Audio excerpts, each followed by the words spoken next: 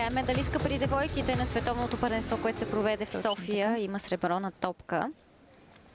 Сега ще наблюдаваме София Хемингс от Австралия.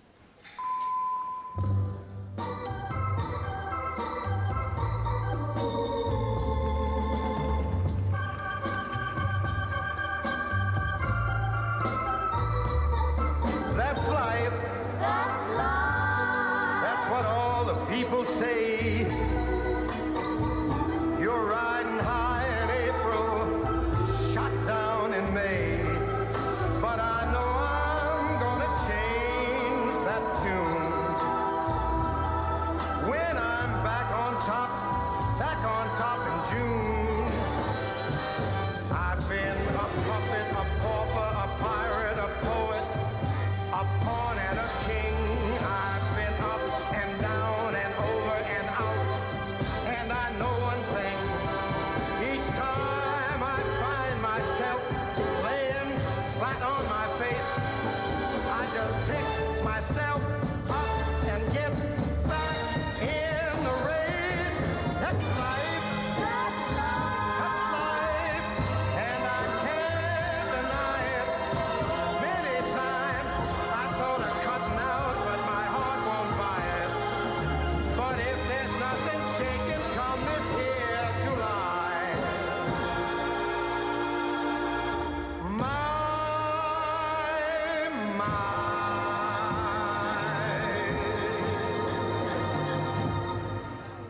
Преди малко така тя повежда на този удар в уред в временното класиране с 1/10 пред Алина Горноско и Алба Балтиста. И единствената с оценка от 8 за изпълнение на този уред. Точно така. Австралийската състезателка представя едно доста добро съчетание. Това са момичета, които нямат национална база, тренират. Пета оценка към момента на уред топка, където води Стиляна Николова. Сега пък австралийката София Хемингс ще ни покаже своето съчетание с топка.